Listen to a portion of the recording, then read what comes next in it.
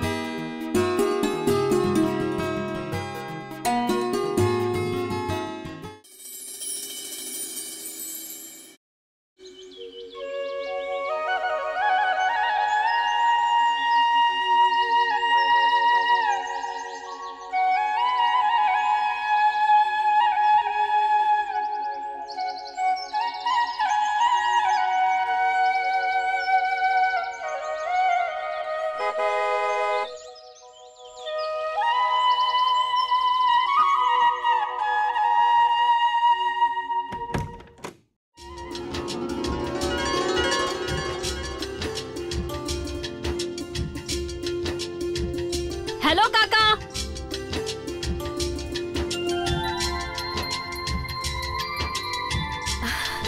तू तर उद्या येणार होतास ना. मला तुम्हाला सरप्राईज द्यायचं होतं. सुखी राहा. पण थोडा अजून वाकला असतास तर तुझाच फायदा झाला असता. ते कसं काका? ये समजावतो बस. आता तरी सांगा. हे बघ बेटा, पाया पडणं ही आपली संस्कृती तर आहेच, पण याच्या मागे एक खूप मोठं विज्ञान पण आहे. एकतर पुढच्या बाजूला वाकल्यानं डोक्यामध्ये ब्लड सर्क्युलेशन वाढतं आणि दुसरं माणसाच्या पायांमध्ये ऊर्जेचं केंद्र असतं. संस्कृती म्हणजे आपल्या संस्कारांची आकृती. पण जर आपण नीट पाहिलं तर आपल्या संस्कारांची आकृती विज्ञानाच्या शाखांशी खूपच जोडलेली मिळते. न्यूटनच्या नियमानुसार सर्व गोष्टी गुरुत्वाकर्षणाने बांधल्या आहेत. गुरुत्वाकर्षणाचा भार नेहमी आकर्षित करण्याच्या दिशेला जातो. आपल्या शरीरावर पण हाच नियम लागू होतो. आपलं डोकं नॉर्थ पोल आणि पाय साऊथ पोल मानले गेलेत. मॅग्नेटिक एनर्जी नॉर्थ पोल पासून साऊथ पोलच्या दिशेने जाते. यामुळे आपल्या शरीराच्या नॉर्थ पोल म्हणजे डोक्याकडून पॉझिटिव्ह एनर्जी प्रवेश करून आपल्या साऊथ पोल म्हणजे पायाच्या दिशेने जाते आणि पायांवर ही एनर्जी असीमित मात्रेत एकवटली जाते आणि आपले पाय ऊर्जेचं केंद्र बनतात. आणि जेव्हा कोणी पायाला स्पर्श करतं तेव्हा सगळीच्या सगळी पॉझिटिव्ह एनर्जी त्याच्या शरीरात प्रवेश करतात. यासाठी तर म्हणतात मोठ्या माणसांच्या नेहमी पाया पडून आशीर्वाद घेतले पाहिजेत. मोठे काका, ते मोठी काकू आणि ताई कुठे? तुझ्या काकू हरिद्वारला गेल्यात आणि प्रिया इथेच असेल. प्रिया, प्रिया, प्रिया, बघ कोण आलंय ते.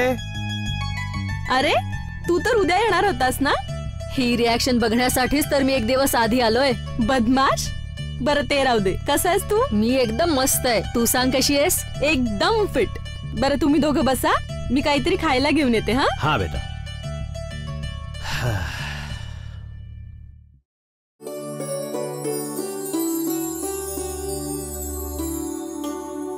अरे बाबा काय झालं? इतकं लक्षपूर्वक काय बघतोयस? मोठे काका, तुम्ही इथे छान टाइल्स का नाही लावून घेत? टाइल्स? अरे बेटा, हे सगळं शेणानं सारवलंय. हे तर आपलं अँटीसेप्टिक आहे. आता मस्करी नका ना करू मोठे काका. अरे बेटा, यात मस्करी कसली? हे बघ, शेण हे फक्त बॅक्टेरिया फ्री नसतं तर बॅक्टेरियाला संपवतं पण. तुमच्या टाइल्स मध्ये एक दिवस जर पुसलं गेलं नाही तर हजारो बॅक्टेरिया जमा होत असतात. पण हे शेणानं सारवलेलं इन्सुलेटर प्रमाणे काम करत असतं. तुला माहितीये हे उन्हाळ्यात उष्मा कमी करतं आणि थंडीच्या ऋतूमध्ये उष्मा बनवून ठेवतं. आता मला सांग, तुला यावेळेस गरम वाटतं इथं? नाही ना? पण तू हॉस्टेलमध्ये 1 मिनिट सुद्धा एसी शिवाय राहू शकत नाहीस.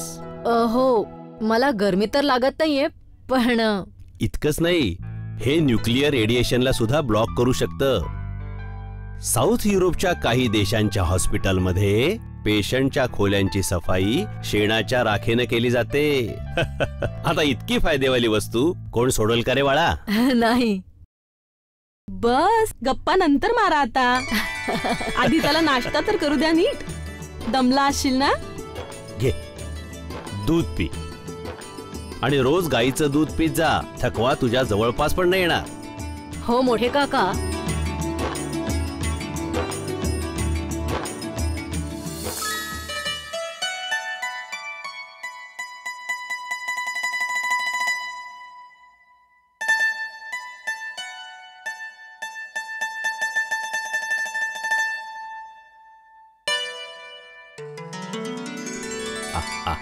सावकाश. नाश्ता झाला का? हो झाला. मोठे काका, हा? ते तिकडे काय चाललंय? कुठं रे? अहो त्या तिकडे. अच्छा, तिथं गोमूत्र आणि शेणावर प्रोसेस चालली आहे, ज्याच्यापासून गाववाल्यांसाठी औषधं बनत असतात. मग मोठे काका, गोबर गॅस प्लांट कुठे आहे? तो बघ, तो दिसतोय ना? हा हा हा हा, तोच. एक मिनिट. हे पकड जरा. घे घे. हा बोला रामभाऊ. असं फार छान, फार छान. तुमच्या आईच्या अस्थि विसर्जनासाठी बनारसला गेलाय तुम्ही? अच्छा, तुमच्या मुलाला सांगितलंय ना? ठीक आहे, तो आला की मी देईन औषध त्याला.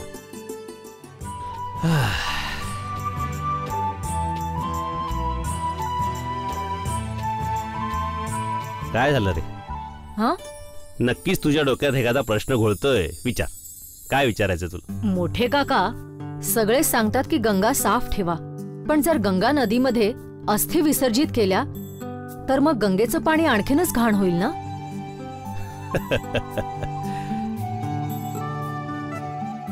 नाही बेटा, उलट यानं गंगा नदीचं पाणी साफ होतंय. बघ, वैज्ञानिक दृष्टिकोनातून गंगा नदीच्या पाण्यामध्ये मर्क्युरी म्हणजे पारा असतो, ज्याच्यामुळं हाडांमधलं कॅल्शियम आणि फॉस्फरस पाण्यात विरघळलं जातं आणि त्याच्यामुळे पाण्यात राहणाऱ्या जीवजंतूंचा पौष्टिक आहार बनतो. हाडांमध्ये सल्फर पण असतं, तर सल्फर आणि मर्क्युरी मिळून मर्क्युरी सल्फाइड सॉल्ट बनवतात, ज्याच्यामुळं पाण्यातील बॅक्टेरिया संपून जातात आणि बाकीच्या हाडांमधल्या कॅल्शियममुळे पाणी साफ राहतं. खरंच मोठे काका, पण हे सगळं तुम्हाला कसं माहित? वाचून. चल. हा. प्रिया बेटा, किती वेळ आहे अजून? बस बाबा, आलेच.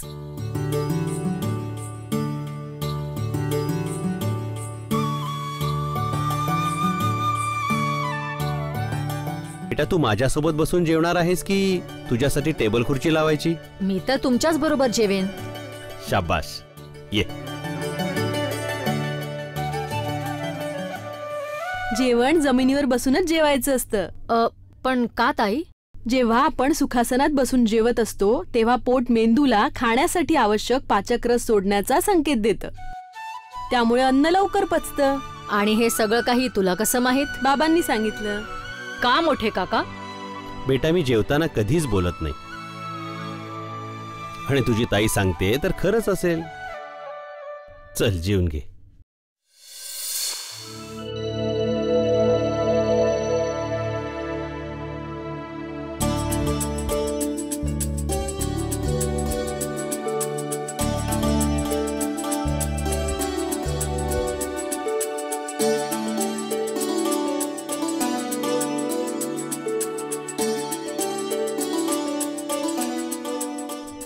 सूर्याय नमः. अरे वा, लवकर उठलास. हो. खूप छान. म्हणजे सकाळी लवकर उठतोस. मग लवकर उठून सूर्याला जलप्रदान करतोस? हो, कधी कधी. खूप छान. मग सूर्याला जलप्रदान करण्याचे फायदेही माहीत असतील. हो, तुम्ही सांगितलं होतं. सूर्याला पाणी देते वेळी पाण्याची धार सूर्याच्या प्रकाशाबरोबर मिळून 7 कलर स्पेक्ट्रम बनवते, जी आपली बॉडी ऍब्झॉर्ब करते, ज्यामुळे आपल्या शरीराचे सगळे दोष दूर होत असतात. खास करून डोळ्यांचं तेज आणि मेंदूची शक्ती पण वाढत असते. तसंच स्किन आणि हाडांसाठी जरुरी व्हिटॅमिन डी पण आपल्याला सूर्यापासूनच मिळतं. खूप छान, शाबास. सूर्य आपल्या ब्रह्मांडाच्या एनर्जीचा सोर्स आहे आणि याच्या शक्ती जाणून घेणं आपल्यासाठी खूप आवश्यक आहे. आता आंघोळ करून घे, आपल्याला देवळात जायचंय. हो. बघ, पण जबरदस्ती नाहीये. तुझी इच्छा असेल तरच ये. नाही नाही, मला खरंच यायचंय. शाबास. मग लवकर जा आणि आंघोळ करून ये. हो.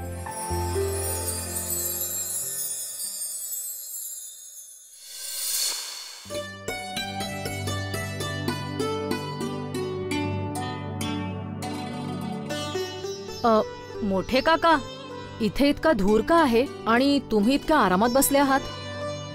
तुम्हाला घाबरायला नाही होत? नाही, आणि तुला पण नाही होणार.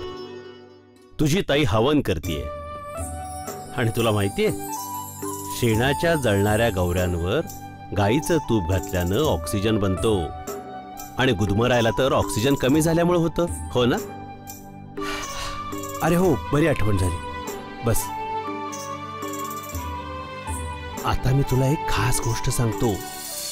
3 डिसेंबर 1984 जेव्हा भोपाळच्या युनियन कार्बाइड फॅक्टरीमध्ये विषारी मिथाइल आयसोसायनाइड गॅस लीक झाल्या कारणाने 1-2 किलोमीटरच्या अंतरात बसलेले शेकडो लोक रातोरात मारले गेले, तेव्हा त्याच भागामध्ये 2 परिवार असे पण होते ज्यांना काही सुद्धा झालं नव्हतं. सर्वच्या सर्व सुरक्षित होते. विचारपूस आणि रिसर्चने हे माहीत झालं की हे दोन्ही परिवार रोज सकाळ संध्याकाळ गायीच्या शेणी आणि तुपाने हवन करत असत. याचसाठी त्या रात्री हवनच्या धुराने त्या परिवारांसाठी अँटीडोट प्रमाणे काम केलं आणि त्यांना विषारी गॅस पासून वाचवलं. मोठे काका, तुम्ही आधी काय काम करत होतात? नोकरी. मोठी काकू म्हणत होती की तुम्ही आधी मास्तर होतात. हो. मग तुम्ही नक्की सायन्स शिकवत असाल, म्हणून तर इतकं सगळं जाणता.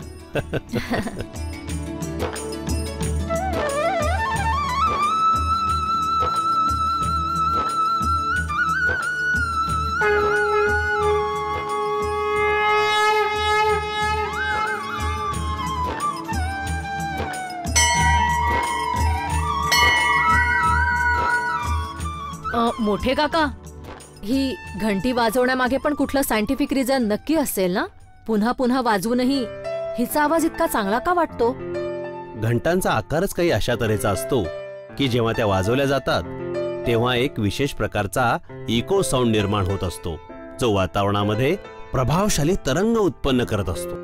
ते तरंग आपल्या मस्तिष्कावर प्रभाव टाकतात. आपल्या मस्तिष्काच्या उजव्या आणि डाव्या भागांच्या मध्ये कोऑर्डिनेशन बनत असतं, ज्यानं एकाग्रता वाढते. आणि हे फील पण होतंय. चल दर्शन घेऊया. हो.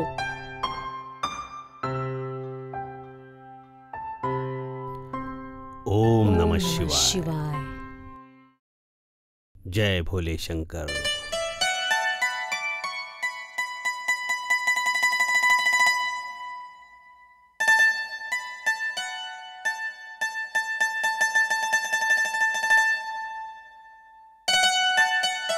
अरे, कुठे चाललास? थोडा वेळ थांब. तुझ्या मनात काही इच्छा असेल तर देवाजवळ माग. हे बघ, पूज्य स्थानावर आपल्या मनातली इच्छा मागितल्यानं ह्या इथली पॉझिटिव्हिटी आपले शब्द वेगाने युनिव्हर्स मध्ये पोहोचवतात. पॉझिटिव्ह एन्व्हायरमेंट मध्ये म्हटलेले शब्द खूप लवकर इफेक्ट करतात आणि आपली इच्छा लवकर पूर्ण होते. बेटा, आपल्या मंत्रांच्या मागे पण हेच लॉजिक आहे. आपल्या मंत्रांमध्ये खूप शक्ती आहे. मंत्र आपल्या आसपास पॉझिटिव्ह एन्व्हायरमेंट बनवत असतात, जसं आता इथं आहे. यासाठी विदेशांमध्ये पण मंत्रांद्वारे हिलिंग थेरपीला इम्पॉर्टन्स दिला जातोय, पण आपणच हे ओळखू शकलो नाही. चल, सर्वांच्या सुखशांतीसाठी प्रार्थना करूया. जय भोलेनाथ.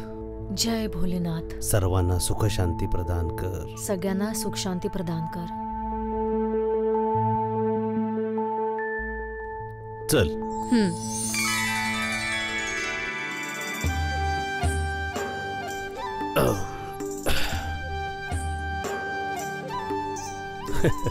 काय तू हाच विचार करतोयस ना की आपण टिळा का लावतो?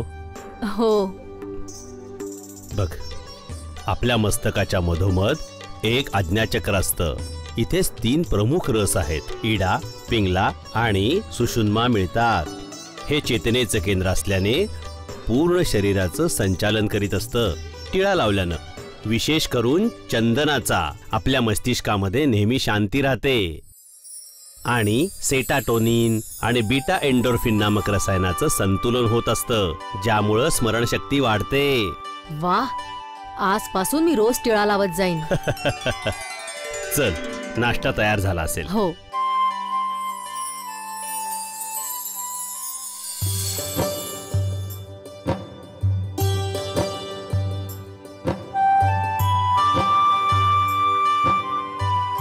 मोठे काका, आपण तुळशीची पूजा आणि परिक्रमा ह्यासाठी करतो ना, कारण ती आपली इम्युनिटी वाढवते आणि त्याचबरोबर ती अनेक औषधांमध्ये सुद्धा उपयोगी असते. तुम्ही सांगितलं होतं ना.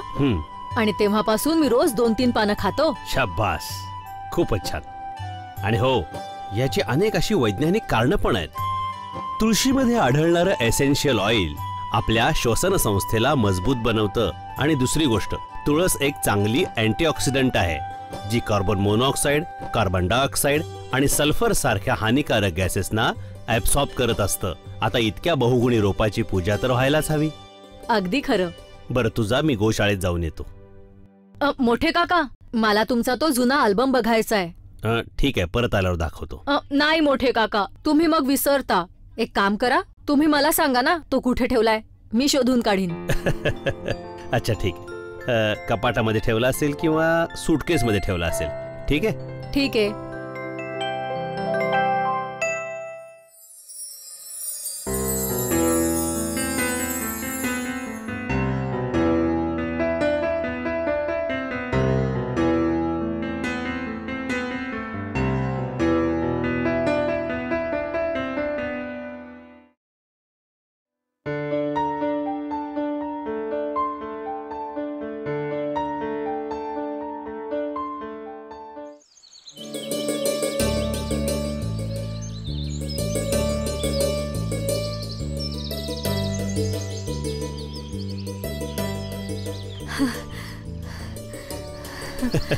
काय झालं रे?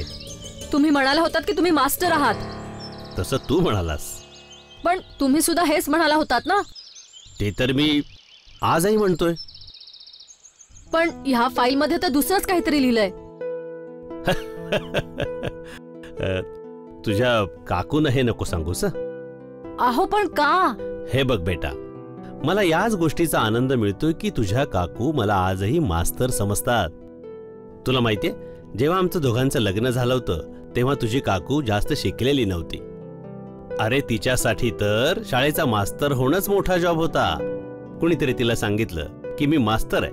मग तिनं मला विचारलं, मग मी पण तिला हो म्हटलं, कारण मास्तर तर मी होतोच.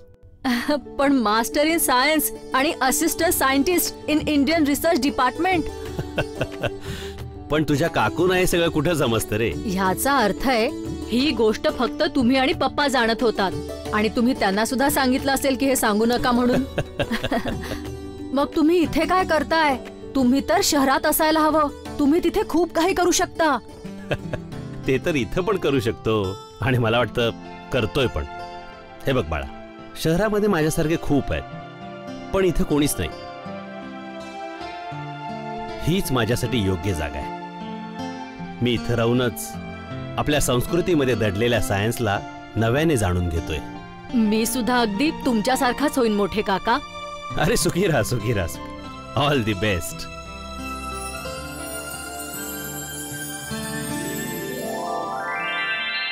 भारतीय संस्कृती एक विज्ञानमय संस्कृती आहे. हिच्या रीतिरिवाजांमध्ये विज्ञान लपलेलं आहे. विदेशी वैज्ञानिकांनी ह्याच्यावर रिसर्च करून ह्याला जाणलं, समजलं आणि आता तर उपयोगात आणणं पण सुरू केलं. आणि आपण भारतीय हळूहळू पाश्चात्य संस्कृतीकडे चाललोय, जे की यातून पोकळ आहे. कारण आपल्याला आपल्या संस्कृतीमध्ये लपलेलं विज्ञान माहीतच नाही आणि आपल्या संस्कृतीला ओल्ड कल्चर म्हणून आपल्याला तिच्यापासून दूर केलं. आज आपण दिवाळीमध्ये तुपाच्या दिव्याऐवजी चायनाचे बल्ब लावतो, कारण आपल्याला तुपाच्या दिव्यांचे फायदे माहीतच नाहीत. मी तुम्हाला भारतीय संस्कृती मानायला नाही सांगत, तर ती जाणून घ्यायला सांगतोय.